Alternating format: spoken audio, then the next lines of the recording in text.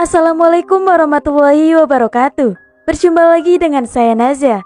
Kali ini saya akan membawakan sebuah kisah yang berjudul Kisah Nabi Hud alaihissalam. Semoga kita selalu di dalam lindungannya. Jangan lupa untuk klik like, komen, subscribe, dan bunyikan loncengnya agar kalian tak ketinggalan kisah menarik lainnya. Tanpa berlama-lama lagi, langsung saja kita ke kisahnya. Ad adalah nama bapa suatu suku yang hidup di Jazirah Arab, di suatu tempat bernama Al-Ahqaf, terletak di utara Hadramaut antara Yaman dan Umam. Termasuk suku yang tertua sesudah kaum Nabi Nuh alaihissalam, yang terkenal dengan kekuatan jasmani di dalam bentuk tubuh-tubuh yang besar dan sasah.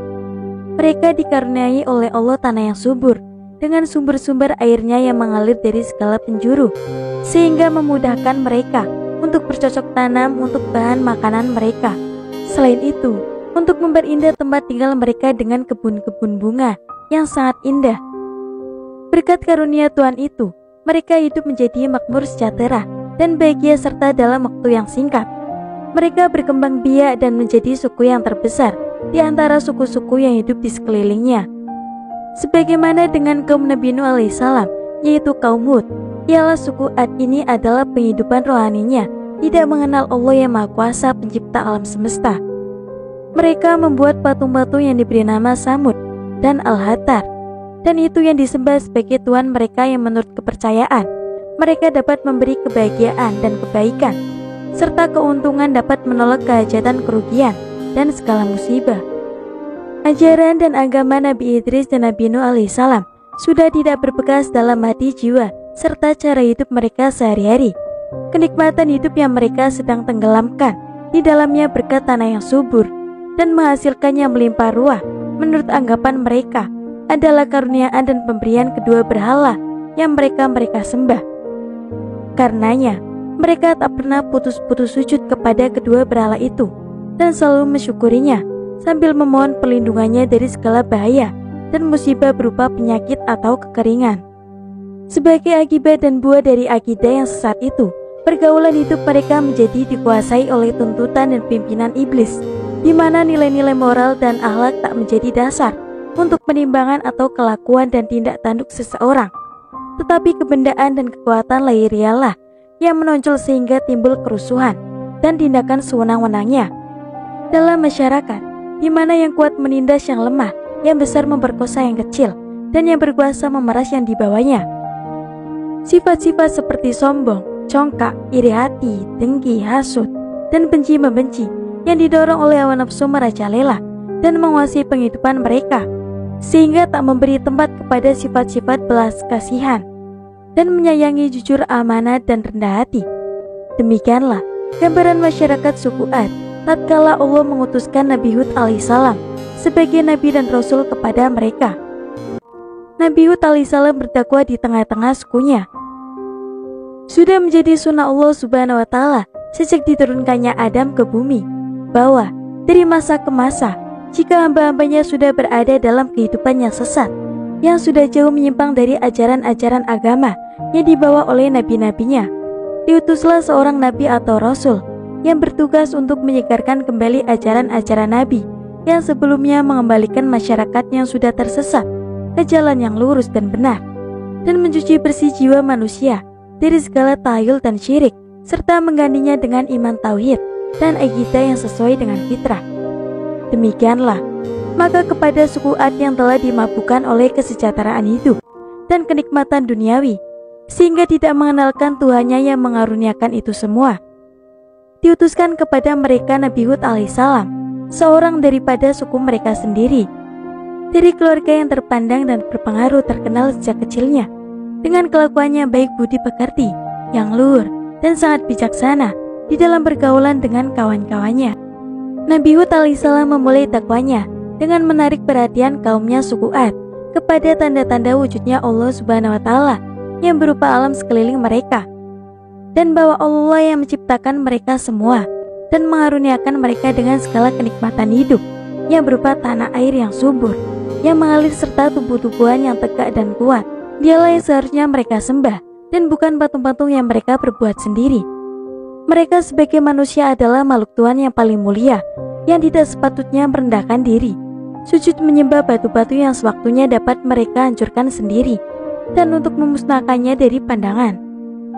Diterangkan oleh Nabi Hud alaihissalam bahwa dia adalah pesuruh Allah yang diberi tugas untuk membawa mereka ke jalan yang benar, untuk beriman kepada Allah yang menciptakan mereka, menghidupkan dan mematikan mereka, serta memberi rezeki atau mencabutnya daripada mereka.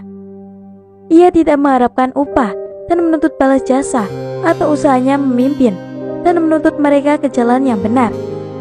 Ia hanya menjalankan perintah Allah dan memperingatkan kepada mereka bahwa jika mereka tetap menutup telinga dan mata mereka untuk menghadapi ajakan dan dakwanya, mereka akan ditimpa azab dan dibinasakan oleh Allah Subhanahu wa Ta'ala, sebagaimana terjadinya atas kaum Nuh yang mati binasa tenggelam di dalam air.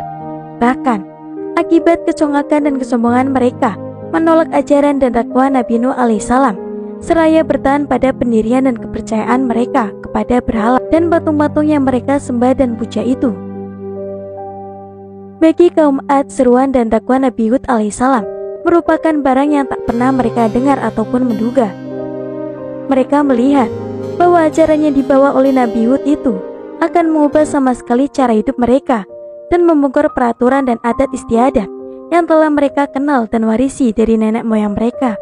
Mereka tercengang dan merasa heran bahwa seorang dari suku mereka sendiri telah berani merubah tata cara hidup mereka dan menggantikan agama dan kepercayaan mereka dengan sesuatu yang baru yang mereka tidak kenal dan tidak dapat dimengertikan, serta diterima oleh akal pikiran mereka. Dengan serta-merta, ditolaklah oleh mereka dakwah Nabi Hud itu dengan berbagai alasan dan tuduhan kosong terhadap diri beliau, serta ejekan-ejekan dan hinaan yang diterimanya dengan kepala dingin dan penuh kesabaran. Berkatalah kaum Ad kepada Nabi Hud alaihissalam, Wahai Hud, ajaran dan agama apakah yang engkau hendak ajarkan kepada kami? Engkau ingin agar kami meninggalkan persembahan kami kepada tuhan-tuhan kami yang berkuasa ini dan menyembah Tuhanmu yang tak dapat kami jangkau dengan panca indera kami, dan Tuhan yang menurut kata kamu tidak bersekutu. Cara persembahan yang kami lakukan ini ialah yang telah kami warisi dari nenek moyang kami, dan tak sesekali kami tak akan meninggalkannya. Bahkan sebaliknya, engkaulah yang seharusnya kembali kepada aturan nenek moyangmu, dan jangan mencederai kepercayaan dan agama mereka dengan membawa suatu agama baru yang tak kenal oleh mereka dan tentu tidak akan direstuinya.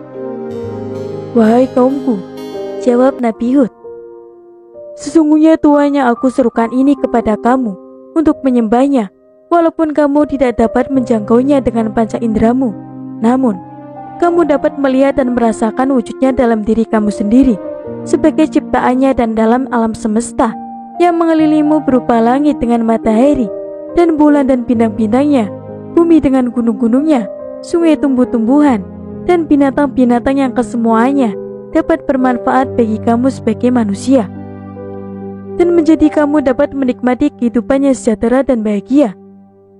Tuhan itulah yang harus kamu sembah dan menundukkan kepala kamu kepadanya. Tuhan yang Maha Esa, tiada bersekutu, tidak beranak, dan tidak diperanakan, ya walaupun kamu tidak dapat menjangkaunya dengan panca inderamu, dia dekat daripada kamu, mengetahui segala gerak-gerik dan tingkah lakumu, mengetahui isi hatimu, denyut jantungmu, dan jalan pikiranmu. Tuhan itulah yang harus disembah oleh manusia dengan kepercayaan penuh pada keesaannya dan kekuasaannya, dan bukan patung-patung yang kamu perbuat pahat dan ukir dengan tangan kamu sendiri. Kemudian kamu sembah sebagai Tuhan, padahal ia suatu barang yang pasif, tak dapat berbuat sesuai yang menguntungkan atau merugikan kamu.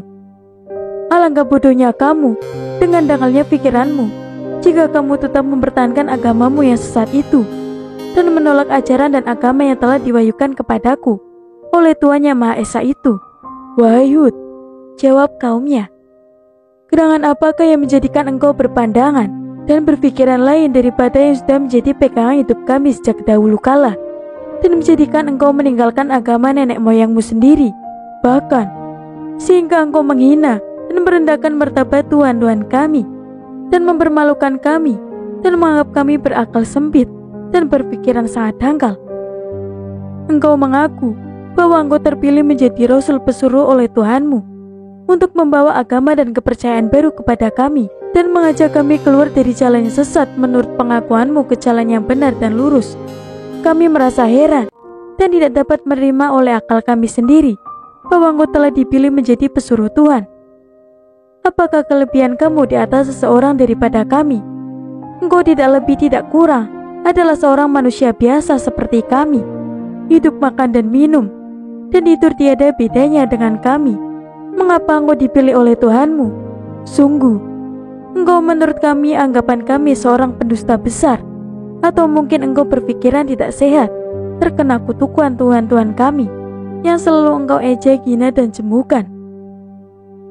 Wahai kaumku, jawab Nabi Hud, aku bukanlah seorang pendusta, dan pikiranku tetap waras dan sehat, tidak kurang sesuatu pun. Dan ketahuilah bahwa patung-patungmu yang pertuankan itu tak dapat mendatangkan suatu gangguan atau penyakit bagi bandaku atau pikiranku. Kamu kenal aku sejak lama, aku hidup di tengah-tengah kamu, bahwa aku tak pernah berdusta dan bercakap bohong, dan sepanjang pergaulanku dengan kamu, tak pernah terlihat pada diriku tanda-tanda ketidakwajaran perlakuanku, atau tanda-tanda yang meragukan kewarasan pikiranku dan kesempurnaan akalku.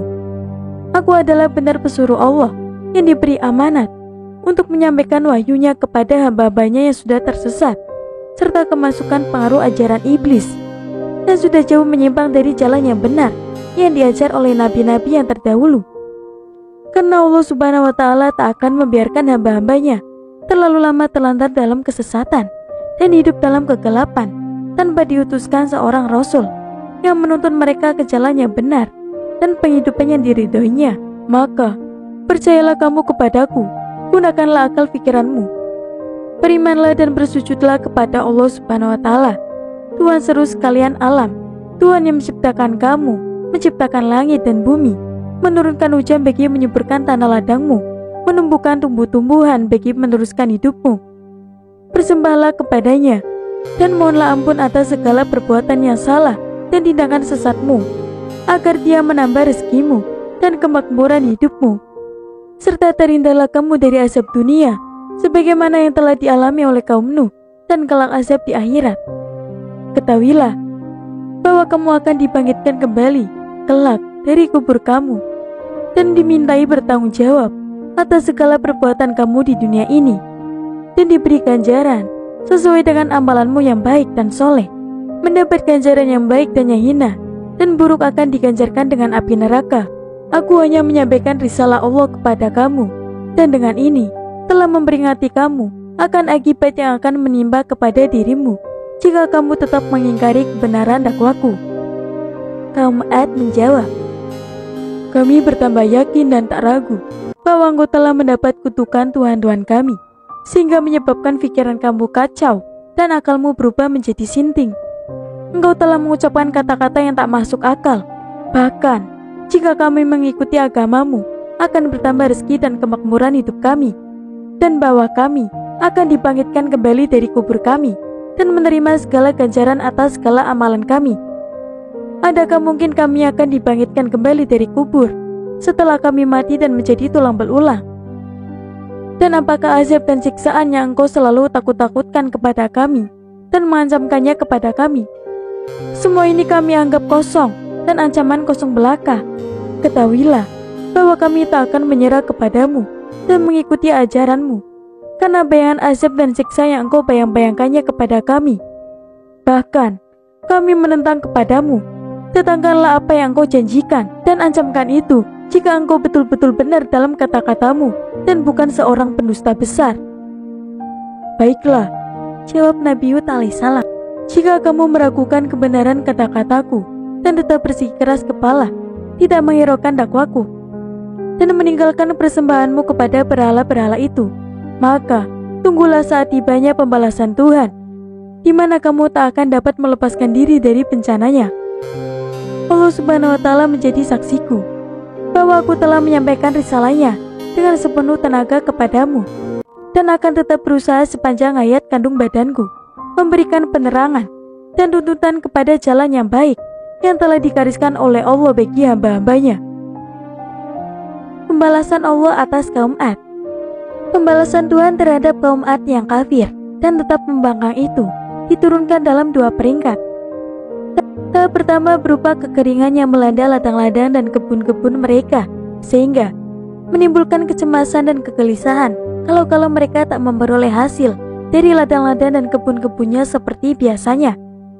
Dalam keadaan demikian, Nabi Hud alaihissalam masih berusaha meyakinkan mereka bahwa kekeringan itu adalah suatu permulaan siksaan dari Allah yang dijanjikan, dan bahwa Allah Subhanahu wa Ta'ala masih lagi memberi kesempatan kepada mereka untuk sadar akan kesesatan dan kekafiran mereka dan kembali beriman kepada Allah Subhanahu wa Ta'ala dengan meninggalkan persembahan mereka yang batil itu, kemudian bertaubat dan memohon ampun kepada Allah agar segera hujan turun kembali dengan lebatnya dan terhindar mereka dari bahaya kelaparan yang mengancam. Akan tetapi mereka tetap belum mau percaya dan menganggap janji Nabi Hud itu adalah janji kosong belaka. Mereka bahkan pergi untuk menghadap berhala-berhala mereka, memohon perlindungan dari musibah yang mereka hadapi. Tentangan mereka terhadap janji Allah yang diwahyukan kepada Nabi Hud segera mendapat jawaban dengan datangnya pembalasan tahap kedua yang dimulai dengan terlihatnya gumpalan awan dan mega hitam yang tebal di atas mereka, yang disambutnya dengan sorai-sorai gembira karena dikiranya bahwa hujan akan segera turun membasahi ladang-ladang dan menyirami kebun-kebun mereka yang sedang mengalami kekeringan. Melihat sikap kaum Ad yang sedang bersukaria itu, berkatalah Nabi Hud dengan nada mengejek, "Mega hitam itu bukanlah mega hitam dan awan rahmat bagi kamu, tetapi mega yang akan membawa kehancuran kamu sebagai pembalasan Allah yang telah aku janjikan. Dan kamu ternanti-nanti untuk membuktikan kebenaran kata-kataku yang selalu kamu sangkal dan kamu dusta." Sejurus kemudian menjadi kenyataanlah apa yang diramalkan oleh Nabi Hud, bahwa bukan hujan yang turun dari awan yang tebal itu, tetapi angin tufan yang sangat dahsyat dan kencang, disertai bunyi gemuruh yang mencemaskan yang telah merusakkan bangunan-bangunan rumah dari dasarnya, membawa beterbangan semua perabot-perabot dan milik harta benda mereka, serta melempar jauh binatang-binatang ternak. Keadaan kaum Ad menjadi panik. Mereka berlari ke sana sini, hilir mudik mencari perlindungan. Suami tidak tahu di mana istrinya berada, dan ibu juga kehilangan anaknya. Sedangkan rumah-rumah menjadi sama rata dengan tanah.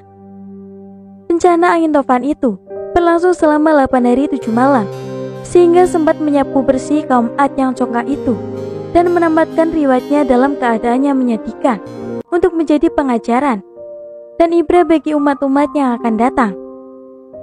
Adapun Nabi Hud alaihissalam dan para sahabatnya yang beriman telah mendapat perlindungan dari Allah Subhanahu wa Ta'ala terhadap bencana yang menimpa kaumnya yang kacau balau itu, dan tenang seraya melihat keadaan kaumnya yang kacau balau itu, mendengar gemuruhnya angin dan bunyi pohon-pohon dan bangunan-bangunan yang berjatuhan, serta teriakan dan tangisan orang yang meminta tolong serta memohon perlindungan. Setelah keadaan cuaca kembali tenang dan tanah Al-Ahqaf sudah menjadi sunyi senyap dari kaum Ad, pergilah Nabi Hud alaihissalam meninggalkan tempatnya berhijrah ke Hadramaut di mana ia tinggal, menghabiskan sisa hidupnya sampai ia wafat dan dimakamkan di sana, di mana hingga sekarang makamnya yang terletak di atas sebuah bukit di suatu tempat lebih kurang 50 km dari kota Siwon, dikunjungi para penziarah yang datang beramai-ramai dari sekitar daerah itu terutamanya dan bulan Sya'ban pada tiap tahun. Kisah Nabi Hud alaihissalam dalam Al-Quran. Kisah Nabi Hud diceritakan oleh 68 ayat dalam 10 surat. Di antaranya surat Hud ayat 50 hingga 60, surat Al-Mu'minun ayat 31 hingga 41, surat Al-Ahqaf ayat 21 hingga 26, dan surah Al-Haqqah ayat 6 hingga 8. Pengajaran dari kisah Nabi Hud alaihissalam.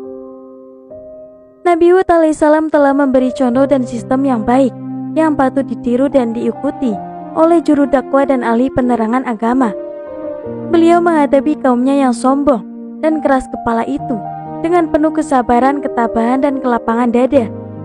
Ia tidak sesekali membalas ejekan dan kata-kata kasar mereka dengan serupa, tetapi menolaknya dengan kata-kata yang halus yang menunjukkan bahwa beliau dapat menguasai emosinya dan tidak sampai kehilangan akal atau kesabaran. Nabi Hud alaihissalam tidak marah dan tidak gusar ketika kaumnya mengejek dengan menuduhnya telah menjadi gila dan sinding. Ia dengan lemah lembut menolak tuduhan dan ejekan itu dengan hanya mengata, "Aku tidak gila, dan bahwa Tuhan-Tuhanmu yang kamu sembah itu tak dapat menggangguku atau mengganggu pikiranku sedikit pun. Tetapi aku ini adalah Rasul pesuruh Allah kepadamu, dan betul-betul aku adalah seorang penasihat yang jujur bagimu, menghendaki kebaikan dan kesejahteraan hidupmu, dan agar kamu terhindar dan selamat dari azab serta siksaan Allah di dunia maupun di akhirat."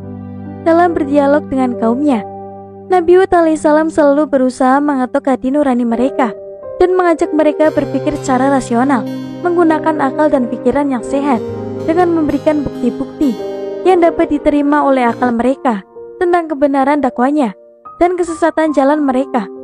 Namun, hidayah itu adalah dari Allah Subhanahu wa Ta'ala. Ia akan memberikannya kepada siapa yang Dia kehendakinya.